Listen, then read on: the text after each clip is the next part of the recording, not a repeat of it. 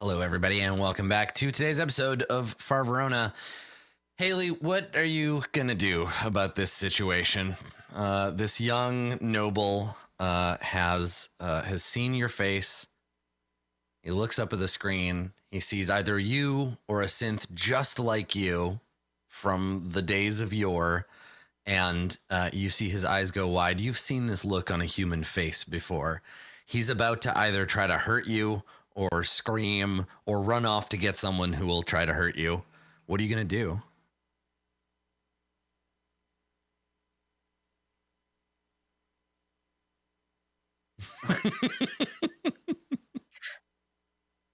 So mean of you, Adam. Hey, I spent a story point. I feel like that helps ameliorate my cruelty. I think,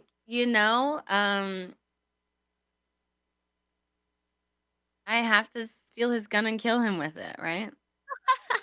That is certainly an option. Yes, he has this beautiful, expensive-looking pistol in a holster on his hip. Perfectly at my height. Yeah, it is like right in front. You can just grab it. And he's crouching down next to me, so I feel like I can just snatch it and put it under his chin and pull the trigger. Yeah. Yes, I think that's completely valid. Yes, you could do that. Yeah. Okay. Well, let's see how that goes. Let's let the dice decide what that looks like. So I think it's 2 rolls. One to grab the gun, and then the other to kill him with it. Okay. So to grab it, I think it's just like, let's see, maybe what's sleight of hand here. Maybe I don't kill him. I do want to grab the gun and put it under his chin, but maybe take him hostage. I'll just use it as an intimidation thing, where it's like, if you fucking scream. Okay. Yeah. You have a couple options here, buddy. Right. Well, and this is the thing. There's the great thing is there's this crowd moving around you, and if you do this right, no one will even notice. They'll just think that it's a person like talking to their kid. We're down so much lower than everybody. Yep. Exactly. Yeah. And nobody, and he's blocking you from anyone else being able to see you, right? Because you basically have your back against this cylindrical kiosk that you were trying to look at. You turned around, and he's in front of you, so he's blocking you from being seen from anyone else. Okay, so let me see. If you want to grab his gun, let's make that a coordination. Yeah, I think that's coordination. Yeah. Is it coordination though? Reminder. Yeah, it's coordination. And he. Wait, what'd you say, Mark? He has. Let's see. He's like. As well. Oh, right. Yeah, no, but yeah, you're gonna want to do that. Okay, so he's got. Let's make it difficulty 3. He's a pretty spry dude. So three purple. Purple. Yeah. And did you want to? Do you want to spend a story point by yourself an upgrade? I'll use a story point, and I guess the concept for that being like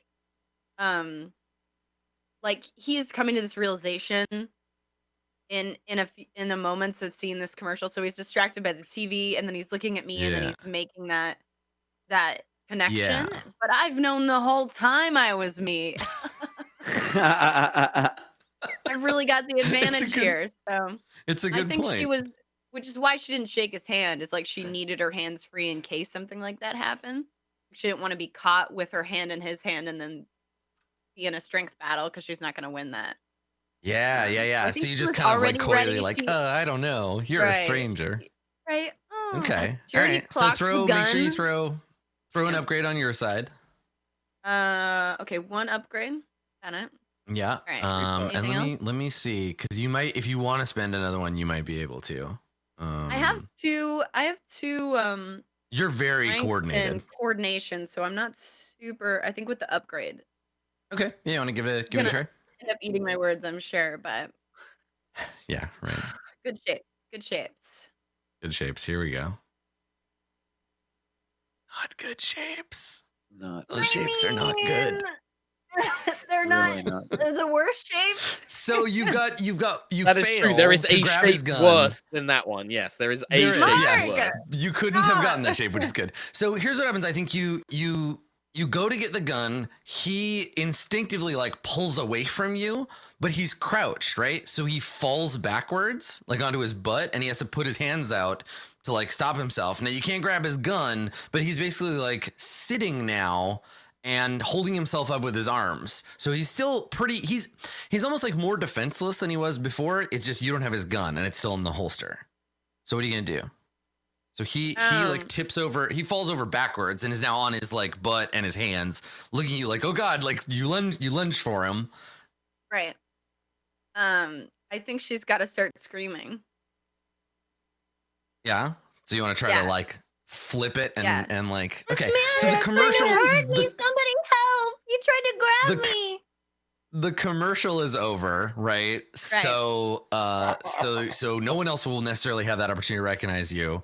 And yeah, I mean, the thought here is like he's pretty defenseless. So it's either like jump on him with your knife or something else, right? Because you do still have that as an option. But for now, yeah, he you want to just start screaming like stranger danger? Stranger danger. Right. So what do you, if you succeed, what do you get? What does this look like if you succeed at this roll? Like people turn around, see like a distressed little girl and gang up on this dude. And then she can just slip away, you know. Okay. Yeah. All right. So let's have you make a roll. Deception? I think it's gotta be deception, right? Because that covers all kinds of like, falsehood and performance and what have you in this case. So yeah, it's another deception roll. And to have them have people come over, have some good Samaritan come over and start hassling this dude. I think that's a difficulty. It's probably the same difficulty 3. I'll use another story point. Yeah, you want to buy another upgrade? Okay. Sorry, my dog's dying.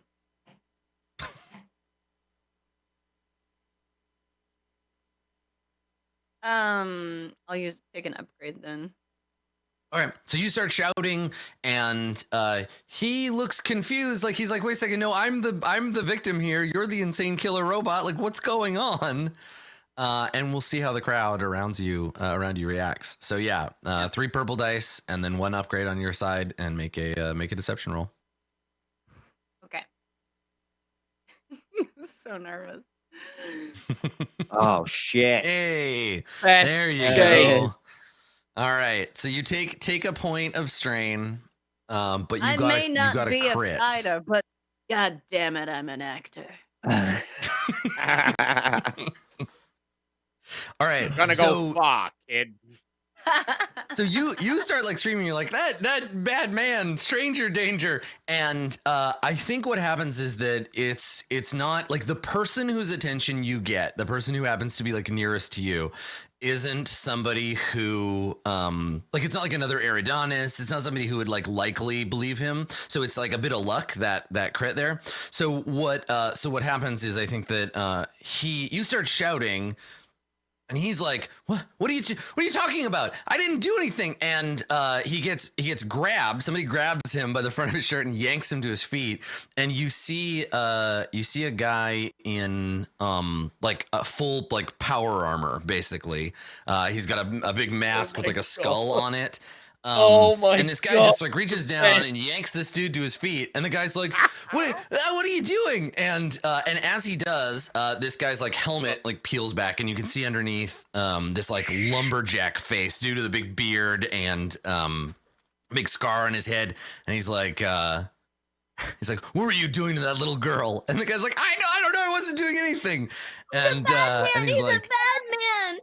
And he turns and he's got this guy, and the Eridanus is like almost hanging off of this dude's, and you can hear the servos in his armor like lift him up and lock, so the guy's feet aren't touching the ground. Then the big burly dude turns and looks at you, and he's like, "It's all right, little girl. Don't worry." And he turns and he looks at the dude. And do you want to try to slip away, or do you want to hang out and have this guy accuse you of being a synth? I also want to say Okay. He took my mommy's gun. So you want to try to convince this mercenary to take the guy's gun and give it to you. Wow. It's like you did so well, We were and on you're like, such a but what if I win, could have? Vana. What if I could have more? What if I really just press my luck? It's just such a nice gun. Please, sir, I'd like some more. No, all right. You know what? If you wanna do it, it's a bold move. Run away. No, you I do mean, it. you can Your be like, character, I mean, you. if it goes well, you just got yourself a very high quality firearm. But if it goes badly, it's likely to be all right, let's all go down to the station and have a conversation about this. Oh my So God, if you can get a success, then you could convince this mercenary to be like, and you took this little girl's gun. How dare you? Here you go, honey. Yeah. You want to try it? It's up to you. Yeah. I'm so Okay. sorry. My entire team, I'm going to use another story point. I'm so sorry. How All many right, difficulty is it? I feel like I rolled really well on the past one. Do I have any like So you don't have any rollover advantage. Yeah, you have advantage from that first one though. You have 3 you didn't spend from your first Right. coordination roll So from the how attempt. can the I attempt to use grab that? it. You can give yourself. You can either recover strain. You can give yourself. You can give yourself a blue die, and I think you can do that multiple times. So let me look. Can I give myself 3 blue die? Yes, you can. Yeah, you can. I think there's- All right. And then what's the difficulty? Okay, I am also gonna spend. I'm also gonna spend a point. So you're spending one. I'm spending one. So it stays where it is. So give the other guy an upgrade. So put an upgrade in the enemy pool, and then I think one. I mean, it's a deathless mercenary. They're pretty hard to lie to. Let's call it one red. They already believe me. They already believe one red me. and one purple. They believe that you are being hassled by this dude, but this is a big lie. So one red, one purple, and one upgrade on that side, on the enemy side, and then 3 blue, 1 upgrade, and then roll deception. Here we go. Oh my I God. want I'm this to so work. sorry. I'm so sorry. I love it. I love it so much. All right, you succeed. You Yep. succeed with 2 advantage. Like So barely. what do you? Oh my God. What do you say? What do you say to this guy? Because that's a massive difficulty pool. Like two reds is a big deal. Oh my God. But you rolled great on your successes. You're a great liar. So tell me what you say. I'm an He's got this asshole. guy hanging by the collar, and he's like, "You leave that little girl alone." And then he looks at you like, "Don't worry, little girl, you're safe now." And then you say, He stole my gun. okay. So the mercenary turns back and he snarls, and you can see he's got a big like gold tooth, and he like snarls at this dude, and he shakes his head, and he's like, "You noble trash, you make me sick. You're gonna hassle a little girl and steal her gun?" And he like yanks the gun out of the holster. And the guy's like, "But that's my gun!" And he's just like, just shakes him once really hard, just like, ugh! And he's like, ugh! And like, you see him try not to throw up. And he's holding this pistol in his hand, and without like his arm is locked, right? So he's just hanging this guy from it. And he turns and he looks at you and he holds this gun out to you, and he says, he's like, "Here you go, sweetheart." And he like hands you the gun, and he says to you, oh, sorry. he says to you, he's like, "You keep a close eye on that. The relationship between a little girl and her gun is a very special one." And he turns back to the noble, and and he's like, when he reaches out to give her the gun, can she take it? But also, like, I imagine his arm and hand are huge for some reason. "Yes, Is yeah, that correct? huge." Okay, Yeah. can she like wrap her arms around like his hand / like lower part of his arm and just be like, "Thank you, mister. Thank you so much." Okay, yeah. So he throws the noble on the floor, who is now like like babbling to himself, and he's like, but she's a synth. I saw on the thing, and that's my gun. My mom gave me that. And he's just like, shut up, you. And he like bicep curls you and puts you on his shoulder. Wow. And he says, don't worry, little lady. We'll get you out of here. Where's your folks? And he like looks around. I need a map too. You grab a map. a pony. Over there. I want a map and a pony. Yeah. Right. He's like, okay, that's canon now. He's giant mercenary deathless Santa Claus. So he turns and he just like hits a couple of buttons on the kiosk, and it transfers you a map, just like bloop, and your little data pad or whatever gets a map, and so you're like I said, this guy is like fucking 4 feet wide at the shoulder, so you got lots of room up there to sit. And he kind of smells like vodka. And he says, and so he's like, where's your folks? And like looks around. They're over there. I'll point to where I left them. Okay, so we cut back to the group of you. What's everybody doing while Haley is out doing this? Like, are you hiding in the shadows, or? I noticed this kerfuffle taking place. I don't think so. I think you see Haley scamper out into the crowd, and then maybe the next thing you see is Haley appear out of nowhere, born on this metal arm, and then is suddenly just sitting at like above head level on this huge dude, just looking around. So they come into our group. They come into view, and they haven't yet. You just see Haley like rise up out of the crowd. Okay. Johnny is immediately concerned if he sees this. He's thinking Haley's getting abducted, probably, by this lumberjack guy. So he's just gonna like muscle his way over there with Christine, obviously. And, so Christine pulls on your arm like, no, don't do it. Don't go over there. It's dangerous. He's strong, so he's gonna keep going. He's got Autumn's bags on one arm and Christine on the other, so he's just kind of like, muscling his way through the crowd to see what he can do for Haley. Like, what's going on over here? Okay.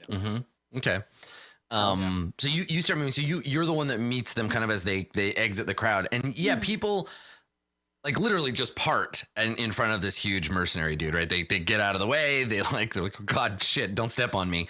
And then you see at the gate, you see this guy in his black and bronze armor.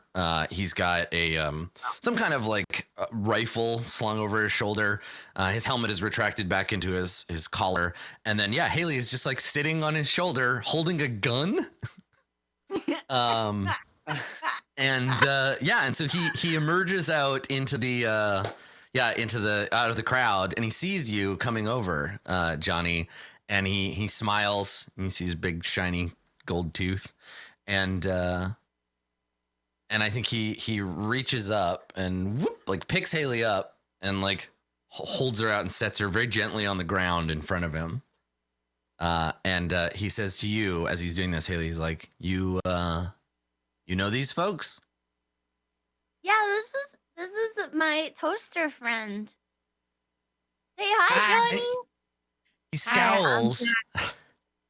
He scowls and he says, now, honey, I know I'm not your daddy, but when we call people words like that, sometimes it hurts their feelings. Now, I know, and he looks over at Johnny, he's like, now I know your friend here.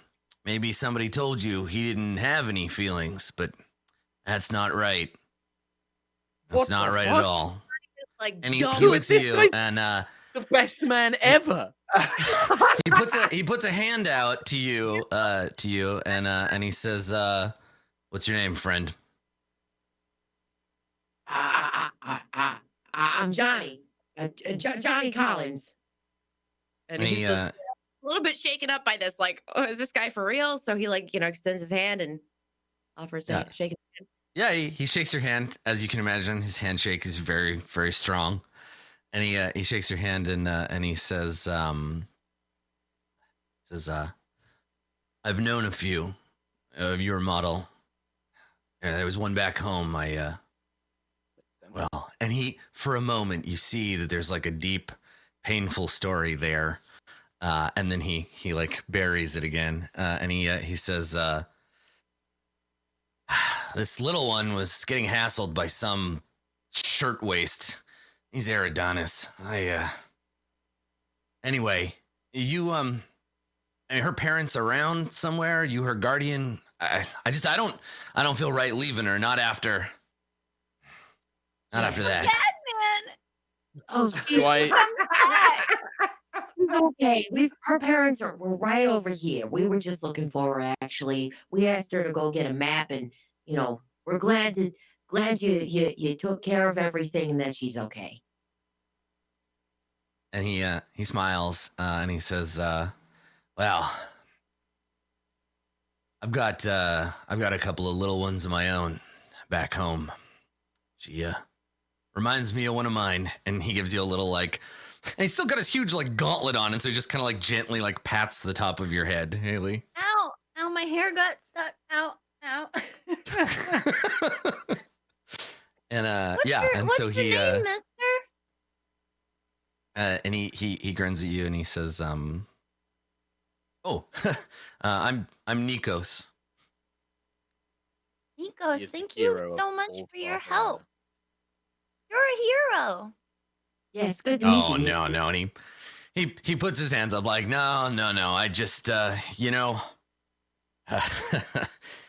I'm a bad man. I just trying to even the balance. And he looks at you. You just look like a whiskey kind of guy to me. Am I right?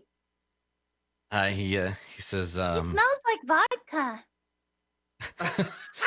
he's literally like, the two of you are talking and being all nice to him. He's blushing. Like he's actually, you can see just above his like wiry, enormous beard, you can see his cheeks have turned like kind of red, and he's like, I don't I'm trying to cut back. Anyway, glad I could help. You keep an eye on your friend here, and he's saying this to you, Haley. You keep an eye on your friend, and don't let anybody take what's yours. All right? And he like looks at the gun, ironically.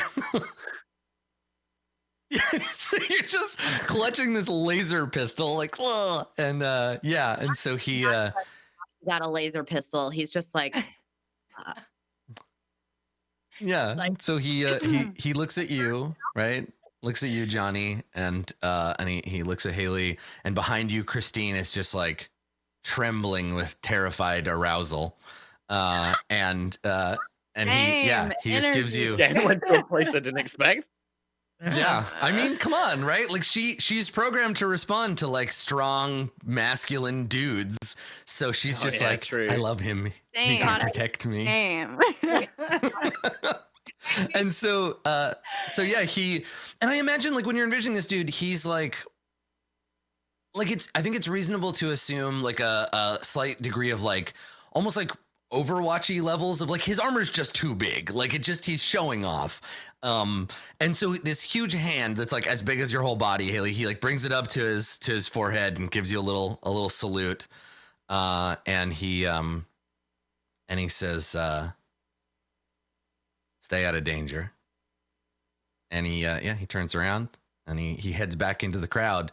And as he does, his helmet like closes back over his face, and he goes back into the port. And so now, Haley, you have a map and a very expensive gun. So I don't know how to use at all. Johnny has to. He's like, how the hell did you meet that guy? What the hell happened? How'd you get a gun? Somebody recognized me. So I made a bit of a scene, and that guy came and helped me. Oh, and I don't know how I got the gun. I blacked out. I kind of went into a fugue state. I have this gun now. So the gun is a like a dueling pistol. It's not like a practical firearm. It's like as much a work of art as anything else. It has on the grip on one side, it has an inlaid like some kind of obsidian sigil of House Eridanus, and on the other side, it has the symbol of House Reticulum. on it. I feel like, yeah, Autumn and Yasna would recognize the gun more meaningfully, but the two of you, like Johnny and Haley, it's very it's very fancy and looks expensive. We should probably. Are we all? Oh, sorry. And they're kind of up ahead, and then I guess the two of you, like Johnny and Haley, you come back sorry, go ahead, Vanna. Oh, we should probably put this gun away. It's very flashy. You have a bag, Johnny, or something I can hand it to you? Hey, Johnny, hold got this two for bags. me. He offers the bag just willingly, like, oh yeah, just toss it in, and then he kind of just thinks like, just put everything in the bag, I guess. I'll carry it. It's You want me to fine. carry the bag, Johnny? I was sworn to carry your burdens.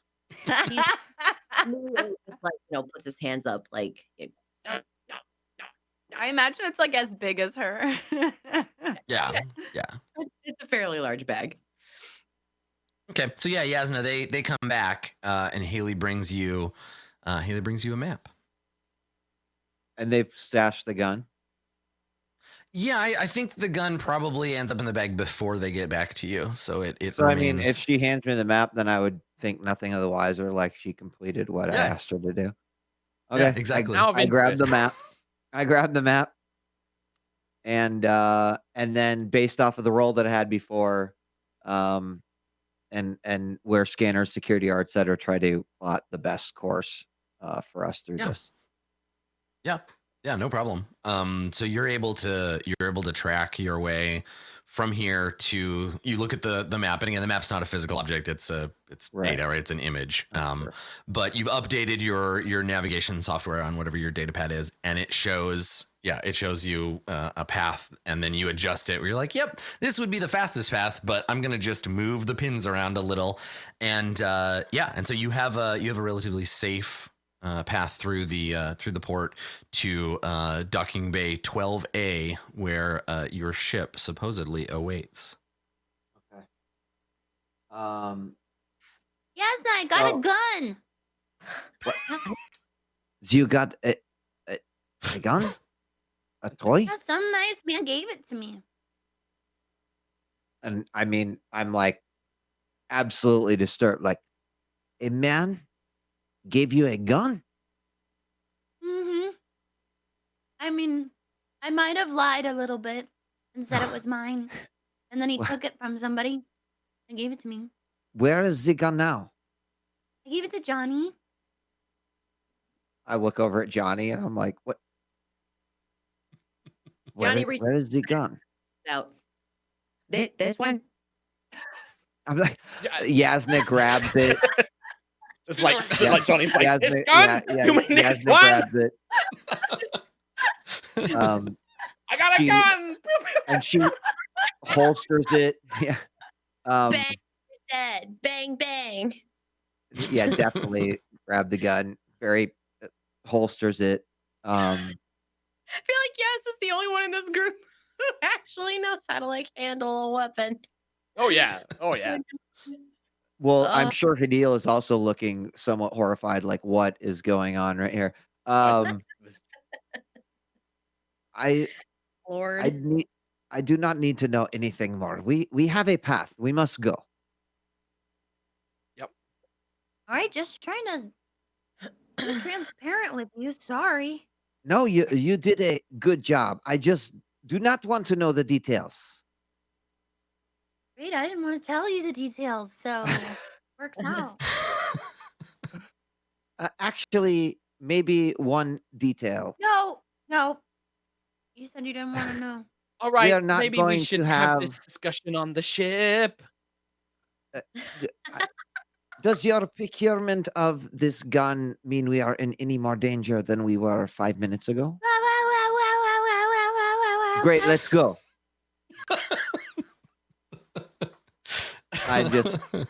I'm just if she You know, says no, I then didn't expect, Marcus. I didn't expect that we were going to play another role playing game where you had to babysit someone the whole time. But here we are. I'm a full Babysit grown adult, but if you're someone, gonna babysit treat me like a several people. child, I'm gonna act like one. All right, so you're gonna use your map and you're gonna take your little family through the streets here. Okay. I would All say right, now though, are you I would at least say to Autumn Haley, and Haley? Before we do that, Autumn and Haley, are you changing back into your pilgrim gear, or I think we should. Now that we're in the spaceport where pilgrims will be less standout, and we know that that's our cover for our flying, I think we should. Especially with what just happened with Haley. Perhaps throwing a burlap sack on her and a little hat might help if a certain someone comes I looking definitely for her. need like a newsboy hat for sure. Jeepers, mister, you want to buy some papers? Extra. Extra. Eridanis man Perfect. robbed of his own gun.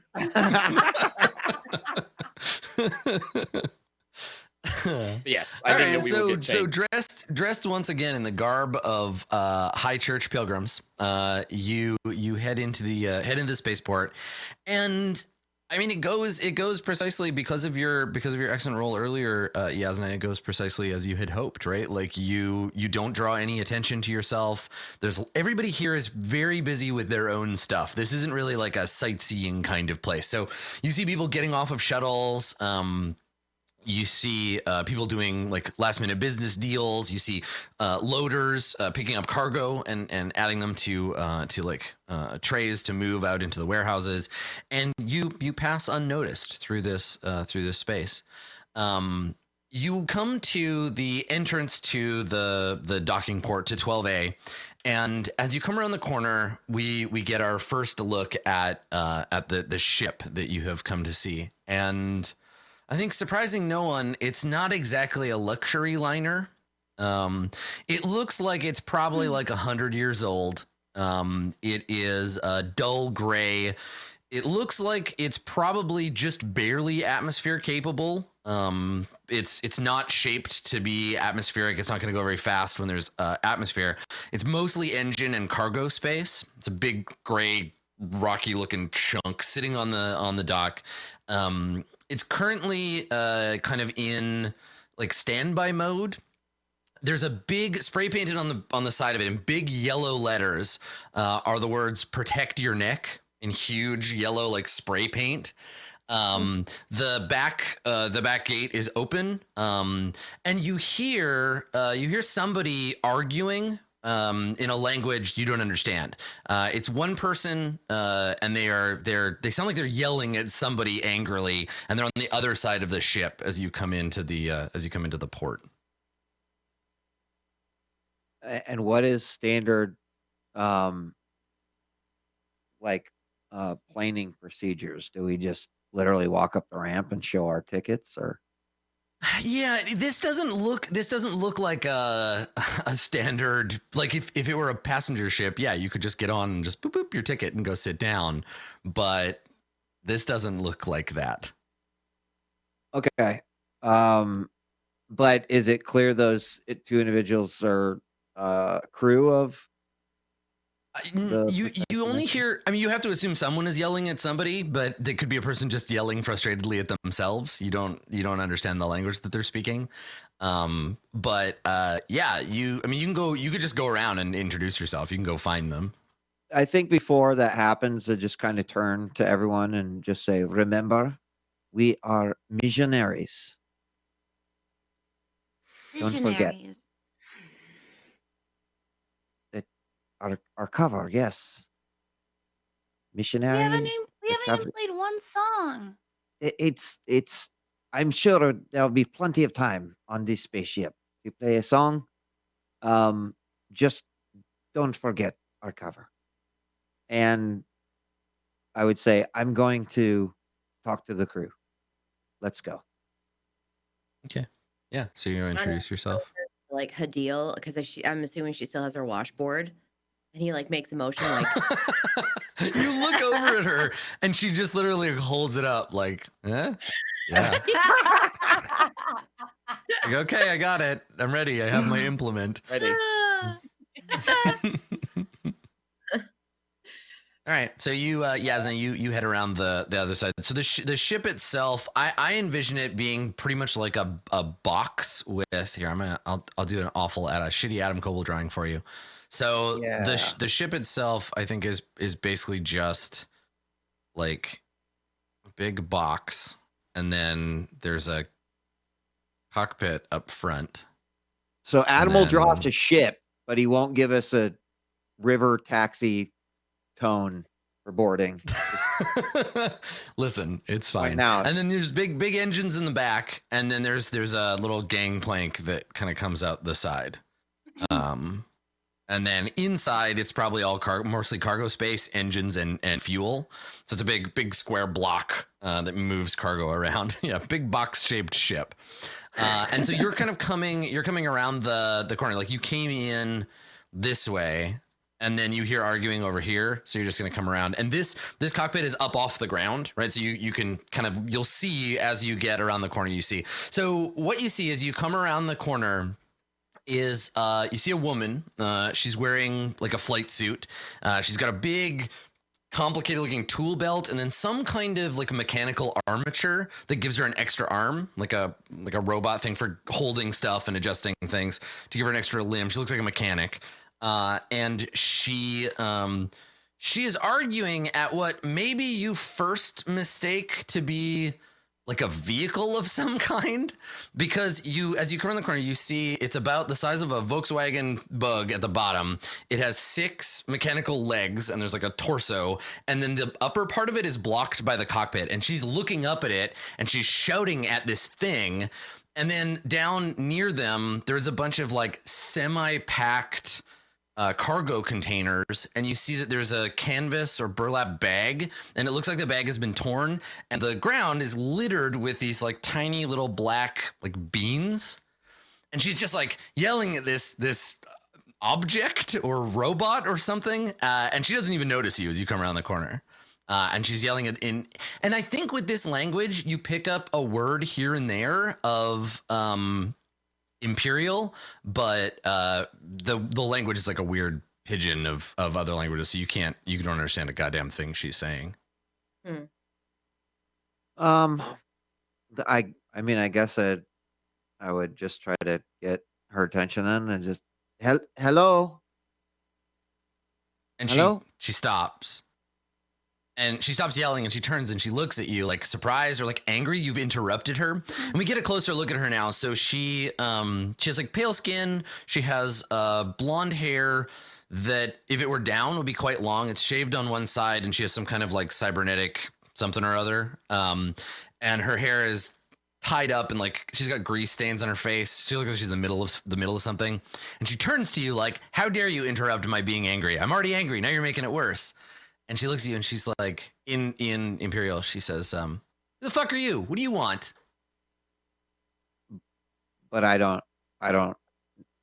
know Imperial, or You do, yeah. Imperial okay, is common, basically. Got it. I'm sorry. Yeah. Not in the language. Yeah, sorry. That's unclear. Pretty much everybody speaks a little Imperial unless you're from a planet that's been cut off for a while. You might speak an altered version of it, but that's the default kind of like trade language of the universe. Great. So yeah. So she turns. What the fuck do you want?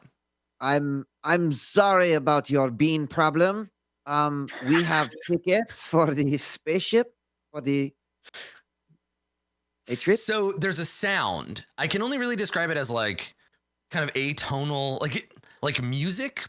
There's a sound you can hear some tones, and like a low like vibrating sound comes from whatever she was talking to, which you still can't see because it's blocked by the cockpit. And she looks up and she's like, "Shut up! I'm not done with you."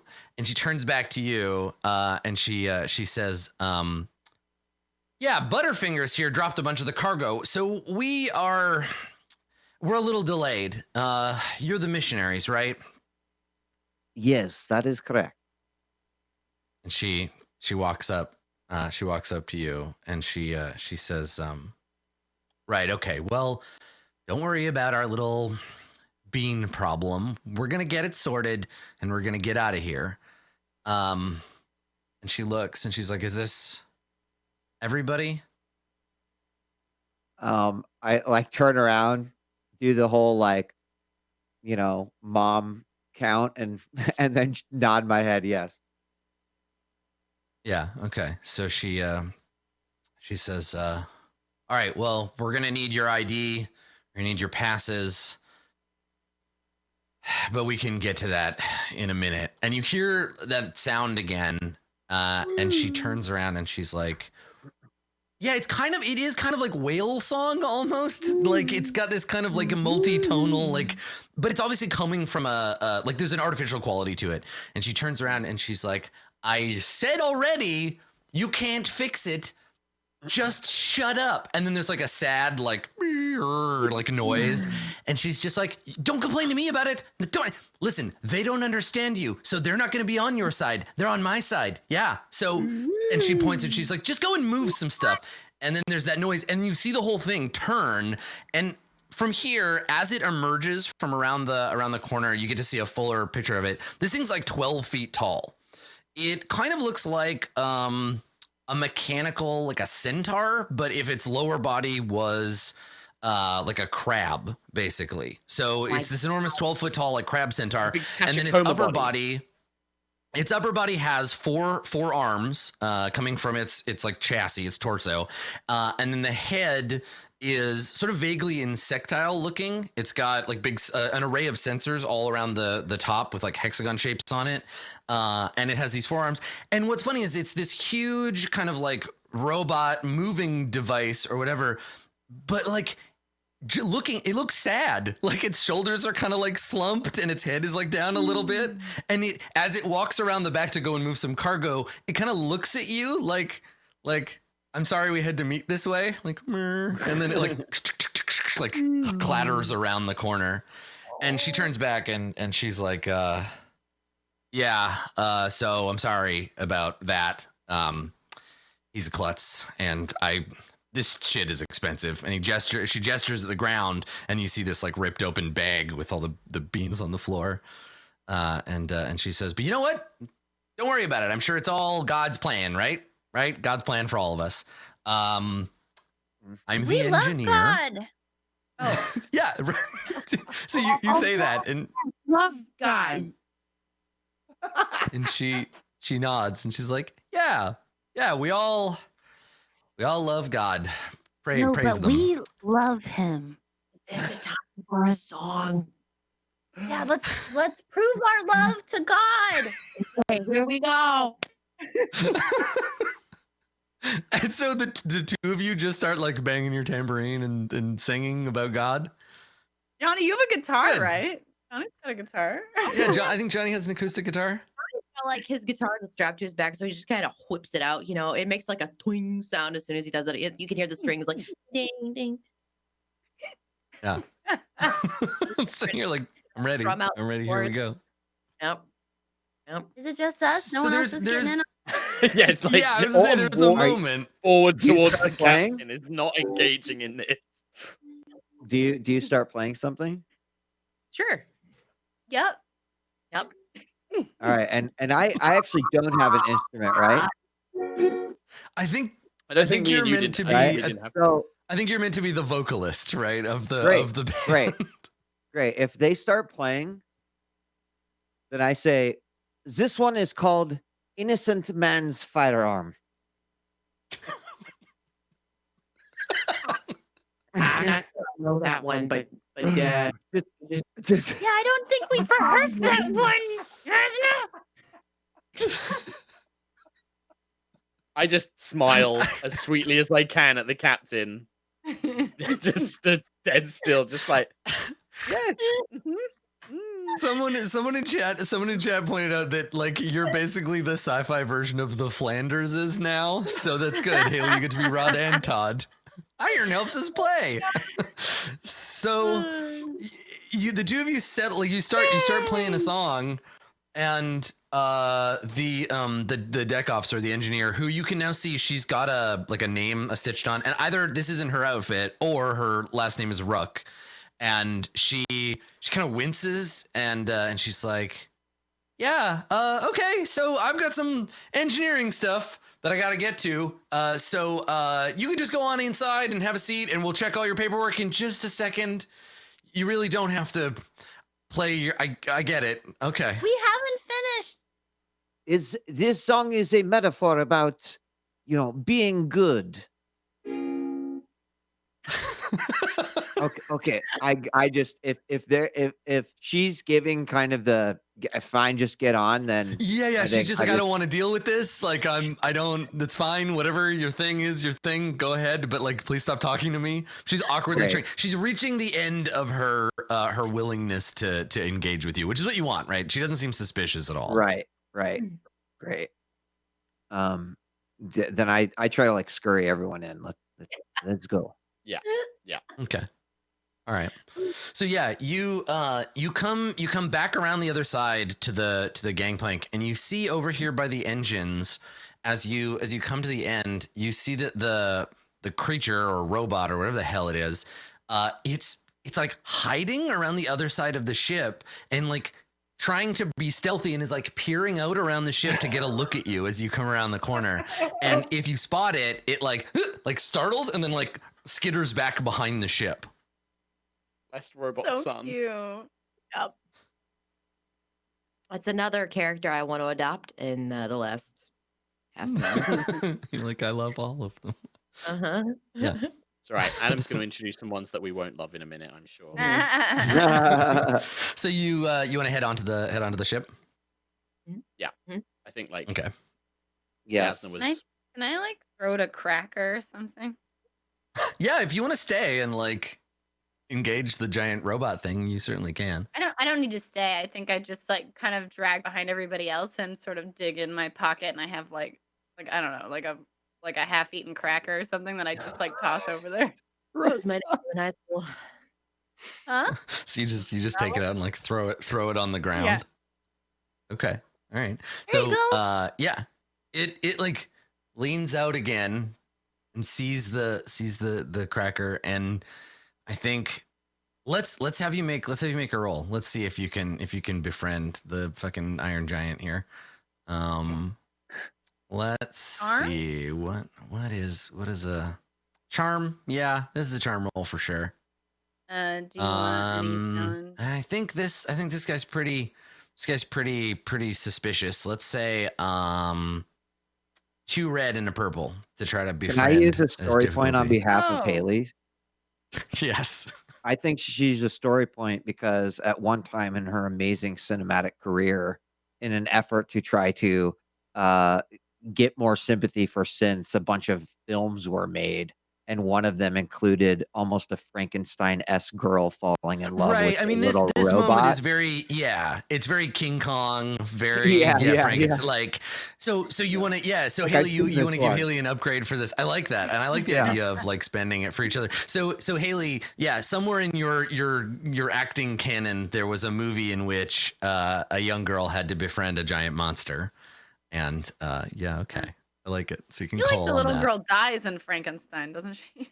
I think everybody dies, and also in this case, you're Frankenstein. You're all Frankenstein. So like, Oh, great. We're it's just not a a good. gaggle of Frankensteins. Good. Yeah, right. everybody but Autumn is a Frankenstein. So, hey, look at that! You did it. You got a success.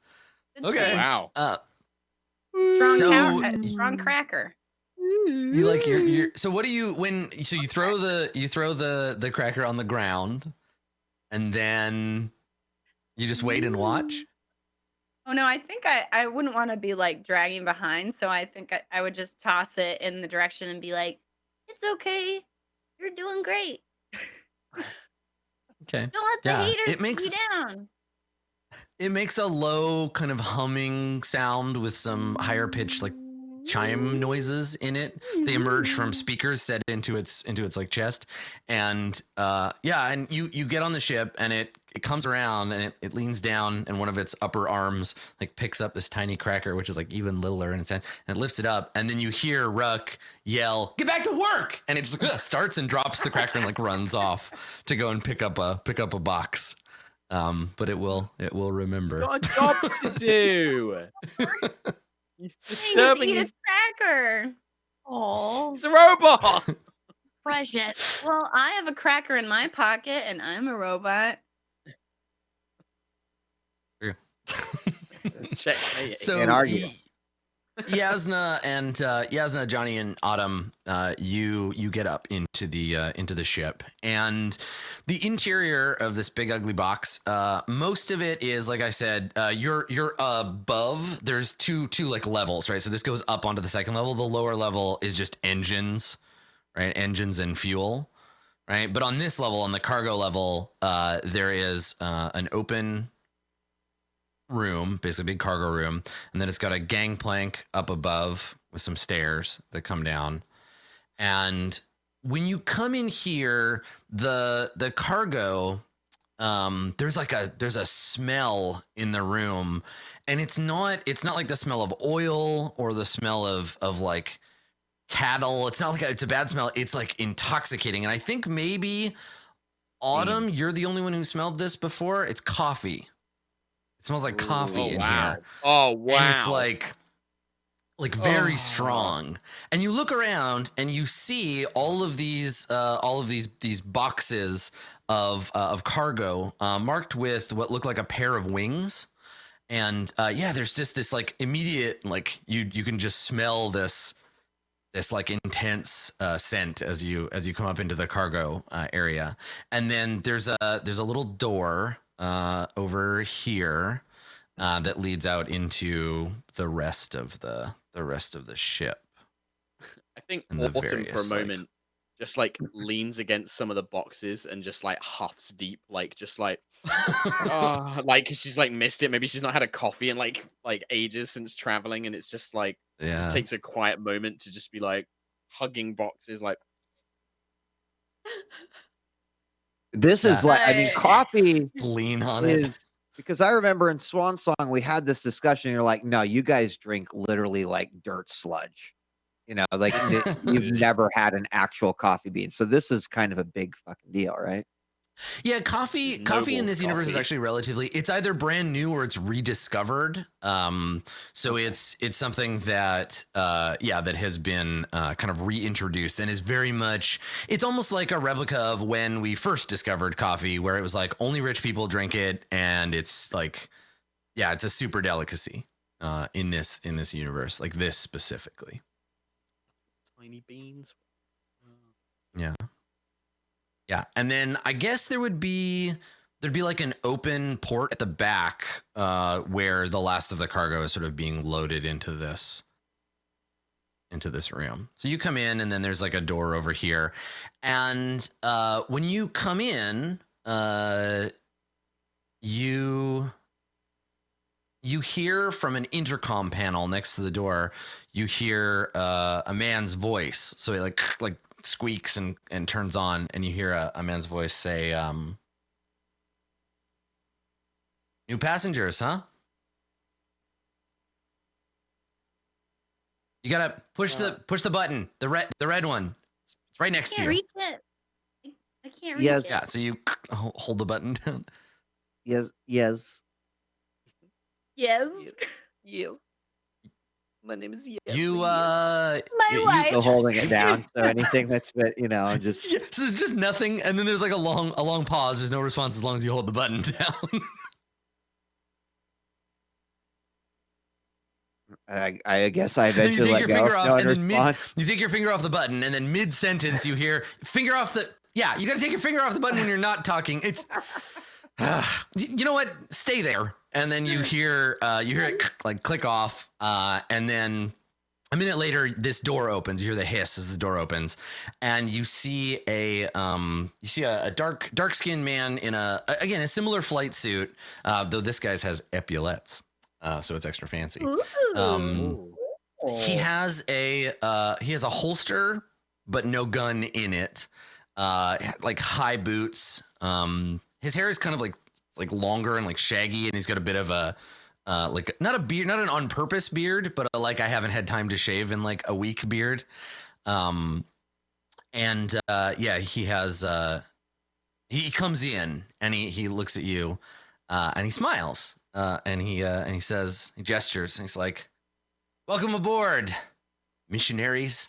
And he like does a little thing, and he walks over, and he says, "Don't worry about it. You don't have to pretend. I mean, keep the burlap on and everything, but you're fine. You're safe now." Okay. Johnny drops his guitar. Do we get like the comedic beat? We look at Johnny and it's like boing, one of the strings like pops. Yeah. So he's like Sorry. He picks it up and everything, but he's clearly shaken. Like, this is two people in one day that have acknowledged him as like, something other than just like a toaster or a servant or whatever. That's a big number for Johnny. So yeah. So he kind of puts his hands up, almost like you would to try to calm down like an animal. Like, okay, it's all right. Like, just everybody calm down. So he puts his hands up and he's like, I know y'all have had a pretty rough couple of days. Our mutual friend sent word you were on your way. I wanted to leave, but when I got the message, we're just gonna finish loading the. I'm sorry. He puts his hand out, and I guess Yasna, you were the first one on the ship. So he puts his hand out, and he says, Alan, Captain Zabolski, whatever you want. Glad to have you aboard. What was his last name? Zabolski. Zabolski. Old Earth Polish. I'll spell it for you. It's all good. I'm just gonna write it in spelling that I can actually read back. Oh, you did. There you go. Literally said So it. there it is. I'll put it in chat too. So Zabolski. There you go. Captain Zabolski. Yep. Then I guess I would acknowledge that, but only give my first name, like Visionary Yasna. And he like looks at the rest of the group, and when he sees you, Autumn, he bows, and he says, very like you can tell he's uncomfortable. He won't make eye contact with you. He says, it's my honor to have you aboard, milady. I'm just like Captain. No, there's no need for that now. I'm considering the situation we're in and everything else. It's fine, honestly. Please, thank you for sticking around and waiting for us. It's really kind of you. Thank you. You can. Autumn is very uncomfortable with him like bowing in front of everybody else. Like she's just like, no, stop that. Stop. Right, that's enough of that now. And he says, I just I'm sorry, milady. I just haven't had we haven't had any nobles on board in a long time, and my etiquette's a little rusty. I don't want to offend you. I've reserved the guest cabin for you. Your friends, they're gonna have to bunk up, but I made sure you have your own room. And he like reaches into his pouch and he hands you a key fob.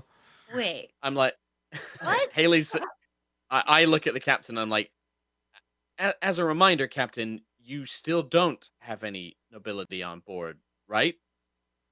Just a bunch of missionaries you're helping. Okay, I think maybe we've passed the point of no return here, Autumn. So he nods and he says, I understand, of course, milady, but it's just, and you can see he's got like a nervous tick or something, and while he's talking to you, he's rubbing a ring that he has on his finger, and he's rubbing this ring, and he's like, I understand, but there's a it? Yeah, maybe. Okay. I'll make you roll for it. Make a perception roll. Difficulty 1. What did you ask, Mark? Oh, Mark wants to know recognize the if Autumn recognizes the ring. Oh, okay. Got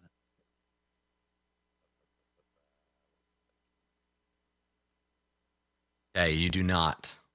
You do not, but you can take that advantage and do with it as you like. So yeah, the ring, you look at it and it's obviously important to him, but yeah, you can't make out what sort of what its purpose is. But yeah, so you've made him, the situation made him nervous, and now he's like touching the ring as a way to like calm himself down. And he says, yeah, he's like, yeah, I know, but I mean, no one's gonna be coming on board the ship. All the customs papers are in order, and I just thought that if I was gonna have a noble on board, then there's a way to do things.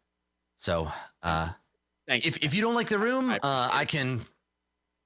we can change it. I don't Two They awkward people told are me I'd have having a an noble, awkward and talk right I now. looked some stuff up, and I think I did okay. Anyway, if there's anything at all that you need, and now that he's talking to Autumn, it's like the rest of you don't even exist. She just I think she gives up trying to continue that conversation and just nods and smiles and just moves as close to the wall and like almost separate, just kind of like moves over and is like, and just keeps saying thank you, it's fine, thank you. Just like it's almost like, okay, this is not working. I don't know how to deal with this. I'm just gonna kind of just accept the situation. Yeah. Okay. All right. So unless you hold Captain Cebulski here, he dismisses himself. He's basically like, so I got to get back to the cockpit and run the pre-flights. So make yourselves comfortable. We're gonna need to do a final check. Actually, and he turns to, I guess, like Yasna is the one holding the papers or whatever, but he's gonna take those from her and basically run them. So Yasna, unless you have a reason not to give them to him. He's like, I need to run your codes. Okay. No, that's yeah. So he takes those from you, and he heads back to the cockpit. And you're now alone in the cargo hold. You can hear outside. You can hear the sound of the whatever it is that's out there moving shit around and finalizing the cargo loading. But you're alone for a minute in the hold of the ship. What are you gonna do? I talked to Autumn. Yeah. Do you care to explain? Well, this exchange, it seemed like maybe you're not telling us everything. Well, it's less that I'm just didn't really need to come up. I mean, you saw how I got us through the financial district. And I know that you knew that I have MES, Yasna. It's not like you didn't know I wasn't a psychic. Maybe some of the others didn't know that, but yes, I am House Eridanus. I am a human. A noble. Was, I guess. I'm not anymore. That's what it is. Do you have any questions? Johnny's not sure how to like process. He's just kind of like, because House Eridanus has not been particularly kind to the Johnny Collins line, but he still, well, you're still my friend. I think that she's kind of taken back by that. She wasn't expecting like that sort of response. So it's just like, thank you, Johnny. I'm sorry I asked you to carry my things. While we were traveling through the district, I just knew it wouldn't look right for anybody else with you around, and I'm sorry about that. I didn't mean to. I just yes. Obviously, I'm here to help. I want you all to know that. I'm a doctor. If you're hurt or anybody has injuries, I want to help. If you need to know anything else, I won't mind telling you. I'm sure that this is a bit of a surprise, at least for some. Well, it certainly explains all the passing out. The people dropping down without knowing what was going on. Yes, I was trained at the academy. I have some psychic abilities. I think Haley, you caught a wave of that when we were going to go see your friend. One of my abilities is to see into the future. I guess I didn't assume, since you were psychic, that you were a noble. It's not always hand in hand, but most of the people trained at the academy are of noble families, or they become them shortly after joining the academy. If nothing else, a house will pick them up, adopt them essentially, hoping for some advantage in politics or military or something like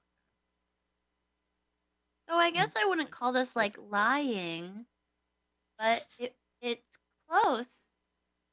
It's pretty close.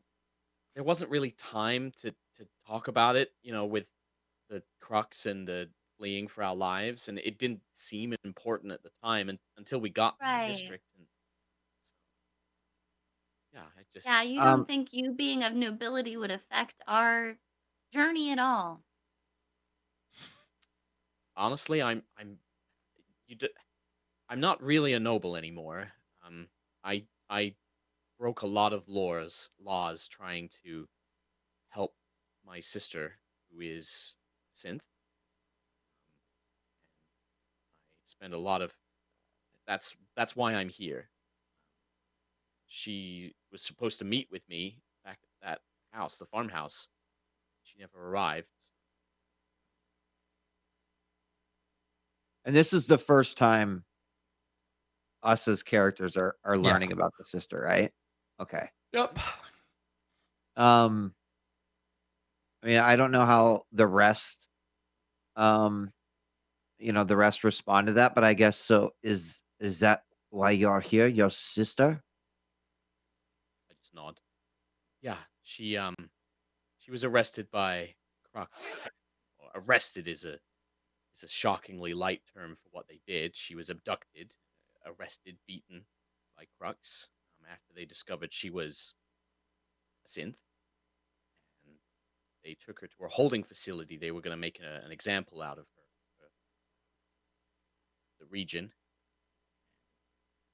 I facilitated her escape, and I was supposed to meet her here. I was supposed to find her, and I'm just hoping that she's managed to make her way ahead of us or something.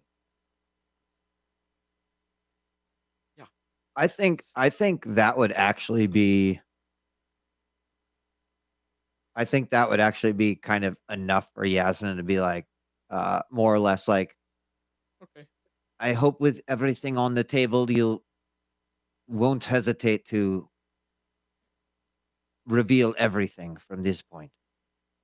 If you have any questions from this point on, I'll answer them. I just wanted us to get somewhere safe before we had this conversation, at least. I mean, I figured that maybe some of you might realize from psychic element, but yes, I understand that the nobility is a bit of a different shock. If you have any questions, if there's anything I can do, I'm more than happy to help. But any credit, any power I once had, I think it's gone pretty much now. Maybe if we get to the edges of the empire, maybe I might still have some influence, but I think most of it's gone. Are you vaunted? I don't know. Honestly, I escaped. I was arrested. Well, not arrested. I was being kept under house arrest, and I faked a medical emergency, and then had arranged for the transport to let me out and get me up and set me on my way. So I don't know. I don't know if I'm wanted or if I'm just presumed missing or kidnapped. I don't know. H- But How How long was is your when on Johnny. just wow, your sister? You just don't know where she is? She was supposed to meet us here on Yakia, and maybe she found another way.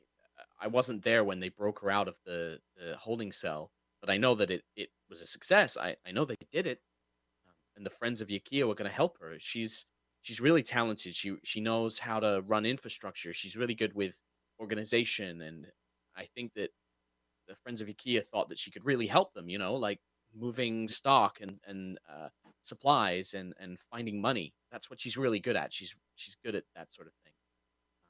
And she really wants to help people. She's really caring, and she always wanted to help people. So yeah, Yeah, and it yeah. makes So sense that you wouldn't. It makes sense that you wouldn't necessarily know where she is because the circumstances of Yukiya have changed so dramatically since she was broken out, right? That like yeah, the organization that you worked with to like get her freed has kind of splintered. So mhm. yeah, it totally makes sense that it's like, well, she's out Just there don't know where somewhere. she We is. gotta, I gotta find her. Yeah, Yeah, yeah, and yeah. I think the original plan we was going to meet her wherever this ship was going, or we were going to travel there together. So I think that Mm, Autumn's thought is if I go to the same place we were meant to go, hopefully I can find her there or hear word about what happened. Yeah, yeah.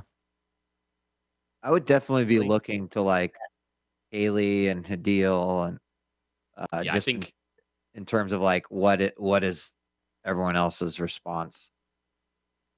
Autumn is visibly probably she's looking at everyone, but I think she's like her deal scares her. Like she's seen what she can do, and like with this revelation, there's a bit of sort of trepidation. And she's looking at Haley because Haley seemed to be pretty sort of out of sorts. Like Johnny and Yasna seem to have kind of accepted it, so I think that there's a kind of expectant look in their Haley's direction. How is your sister a synth? Well, I imagine she. I don't know exactly what happened. My sister, when we were little, younger than what you appear to be, my sister was very sick, and she was kept in isolation for a long time. And then my MES got bad. I was sent to the academy, and when I came back from the academy, my sister was fine. She was better. They'd said that she'd gotten, better, and new doctors had given her a new treatment. I imagine that my parents, well, I guess maybe my original sister died then. My parents had a new one made, I guess. But she's always been my sister. She's always been there for me, and she's been a person I've looked up to. We grew up together, so it doesn't matter now. She's still my sister. So it's like it's interesting, I think, for like Haley especially, that like I think to people this would be a very like sad like story, right? We're like, oh, your sister died, but like, hey, we got you this new sister or whatever.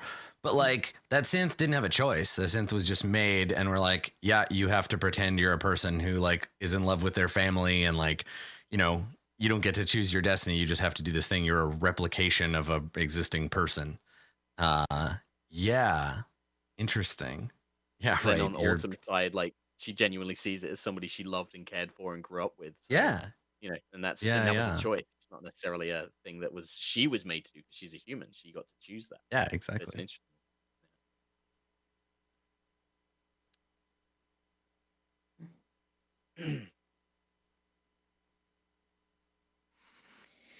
There's just awkward silence through the ship. Yeah, I love it. Yeah.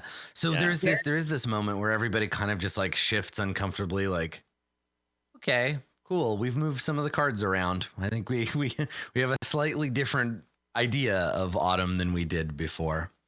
And I think, yeah, I think to break that silence, you hear the comm, the over the comms, you hear the captain again be like, all right, everybody, get yourself buckled in. We are getting ready to go. And as you hear that, the doors, the big doors on the back, like slide shut. You see the engineer come. She comes up the thing, and she's like shouting again in this language you don't understand, like shouting outside. And she turns back and she gives you all a wave, like, and kind of walks past. And then you hear the heavy clicking sound of the legs of the insectoid robot thing come up into, and it like ducks down under the overhang of the door because it's much too tall to fit in. Has to duck down and kind of like squish itself in, and then it comes in and it just sort of maneuvers over to the corner and sits down. Right, its legs kind of fold into under it, and it's from its head, two big long like antenna, kind of like moth antenna, or like the wings of a snitch. Big long filaments go and like fold out, and it just like starts cleaning them with its hands. And it doesn't really notice you. It just kind of walks past and sits in the corner. And the engineer Ruck, as she goes by, she says, "Yeah, the captain's not kidding about buckling up. The inertial dampers, they don't work so good anymore." So, and she's like, "Yeah, your room's over there. There's straps. Put them on." And and then she goes to her like little like the first mate's quarters or whatever. She just walks by like, "All right, well, I warned you. So if you get your organs liquefied, it's on you." I go buckle in. Yep. So does Johnny. Okay. John also buckles in Christine because apparently she's just, unable to take care of it. Yeah, you've been here before. Okay. So you all go, everybody except Autumn Your room is a single room with a bunch of basically metal platforms that have been welded to the wall, like welded and riveted to the wall, and then they have like blankets and a pillow like on them, and then each of them has basically like a harness of seat belts. And then there is and then there's that. So this is your room where you like sleep and you can keep your stuff, but it's quite cramped. And there's like you have to climb up onto the bunk bed and like strap yourself to it. And then Autumn, you come to your room, and you can tell that it is fancy by this ship's standards, right? Like you actually have like a fake screen. There's a screen that would be like a window screen, and it's just showing like some kind of placid like forest scene. You have a proper bunk and like a chest to put your stuff, and it's like a room, and there's lots of room. Like you can put both hands out and spin around and not hit anything. And so yeah, you have this like yours is a cabin and theirs is a storage room. And so you come in and you see you have lots of room here. Nobody to bother you. You're alone for the first time in like weeks. Everybody else is jammed in like sardines in this other room. And that's for like takeoff and landing, right? There's that for the entire flight or strapped into these. I mean, you'd hope that the ship has some kind of gravity, internal gravity system, but I don't know. Okay. I guess we'll find out. Okay. The ship does seem like kind of a piece of crap. Yeah. All right, cool. So you got all buckled in, and then Autumn, you do the same. All right, yes, cool. Sir, so we I guess the closing scene then would be exterior night scene of this room. The gangplank has withdrawn. We see the engines sputter and then start up. They're in Atmo version of the engines is blue glow, and the Protect Your Neck lifts up off the deck and begins a slow ascent up towards the stars, with Yukia hanging down below, glittering in the dark. I think we fade to credits on that shot, and that's it. And there we go. Man, cool. We'd get off that planet. Yes, I didn't think you'd get off that planet so easily either. I'm sure it's fine. I'm sure you're going to be safe from here. There's definitely not a big crux ship in orbit or anything captained by a huge jerk. Like casual. Definitely not a thing. Definitely not. But we'll find out more about that in episode number 7. So let's do some shout outs. I'll hand out some XP and then we'll go record our post show. Let's start with Vana. Go first. Vana, do a shout out. Yeah, that's right. Hi, I'm Vana. I stream full-time on Twitch. You can find me at twitch.tv/Vana. You can click on my screen name. Look, I put it in the chat. You can also find me every Tuesday at 8 p.m. over on Saving Throw Show, where I'm in a show called Pirates of Salt Bay, which is a 5th edition Dungeons & Dragons game where we're playing through Ghosts of Saltmarsh, as well as some extra content that our GM is cooking up for us. It's really, really fun. I'm probably pregnant in the game, not real life. Probably pregnant in real life. I feel like last episode, didn't we have someone say didn't Elspeth say she wasn't pregnant? Listen, if I've learned anything, it's that no one on this show is currently pregnant. I've learned. Yes, that's true. Anything from being as far as on I the know. program. And yeah, that's it. Cool. Well, Elspeth, why don't you shout it out? Hey, I'm shouting it out. What's up? I'm Elspeth. You can find me at twitch.tv/Elspeth. I'm very bad about keeping a schedule. Lately, it's just been kind of all over the place. So listen, if you see me live and you want to stop by and say, hey, cool, I'll be so happy to see you there. You can also follow me on Twitter at Elspeth Eastman. I've got a great profile picture for all of you if you decide to do that. Oh, it's terrifying. Thank you. Also, please just shout out, because I feel like I never say this. Please be sure to also just follow everyone on this show if you're not already. They're amazing people and they're great to work with. They're super hardworking and super creative, and I'm proud to know them and be a part of this amazing project as well. Oh, thanks, Elspeth. Let's see. He's in the middle of vaping. Why don't you go, No, Mark? I'm done. I'm done Give vaping. Wheat a break. Do it. No, it's too late. You missed Let's your give chance, Mark. a shout out and a thank you to the real hero, and that's JP for taking a break during Destiny to make sure that Far Verona went live. Shout out to all of the playing members. Thank you for watching Far Verona every week. Unlike Elspeth, I've actually been keeping a schedule. I started streaming in the mornings before everyone wakes up in San Francisco, and it's amazing. Like, why have I never done this before? And I just beat Rabby Ribby, which was like 2.5 weeks of crazy anime bullet hell. And anyway, so hopefully stop by if you're having a cup of coffee with me and say hello. And we'll see you next week. Thanks. Yeah, I've tuned into a couple of those. It's cool. I like wake up and I'm like, well, Co's streaming. Who else is? Oh, Jesus Lord. Well, never mind. I can't. The problem is I already had that image open on another monitor. Now there's 2 of them. Fuck. Don't like it. Cool. Well, Mark, do a shout out so we don't have to look at that anymore. Go. Spooky. Hey, thank you guys. Thanks everyone so much for watching another great episode. I love this show. I love this cast. It makes me laugh. It makes me cringe. It makes me shook. So great. Thank you so much for watching. Thank you to the amazing cast who make it super special. If you want to watch more of my stuff, the main thing I do is a D&D show called High Rollers, which is every Sunday at 5 o'clock UK time on twitch.tv. You can actually watch it on High Rollers D&D, which is our own channel. We're trying to kind of push more people to that you can check out. But I also do my own streams. I've started doing that a bit more regularly now. If you follow me on Twitter, I tend to post up my schedule because it does shift around a little bit at the moment. So come and watch me. I'm a variety streamer. I do a bunch of different games. Sometimes we just chill out and chat about stuff. Sometimes we do D&D stuff. Come and watch that out. And again, follow everybody on the cast because these are all super talented, lovely human beings. And they are great. Awesome. Thank you. Thanks for coming, everybody. I'm going to go over to community.itmejp.com, which you should also do, and check out the Q&A thread for this episode. And then I'm going to take all these fine people and we're going to go and record a post show, which you can check out if you go to patreon.com/rollplay. You can find my stuff on Twitter at skinnyghost and on Twitch at twitch.tv/AdamKoble. You probably will see me doing role-playing game stuff. That's a thing that I do. I play lots of Dungeons and Dragons. I play this campaign. But I also do other things like complain about movies and get in fights with Zeke. So check that out on my social media. Go see that on Twitter.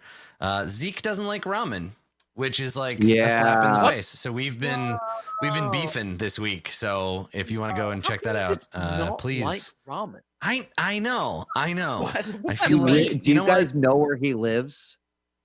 Yeah, but he's like I've taken him for good ramen in Japan and he still doesn't like it. He's just a man with no taste. I don't know. Anyway, this isn't about him. He's not here to defend himself and his terrible Montana ideas. is chicken noodle. Like it actually makes total sense. Yeah, I'm aware. Listen, you love people despite their flaws. You just gotta acknowledge that sometimes your friends are flawed individuals.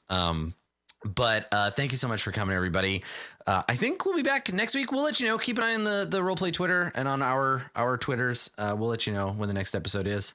But that's it for us. Thank you, Far Veronaverse. We'll see you next time. Bye, everybody. Bye.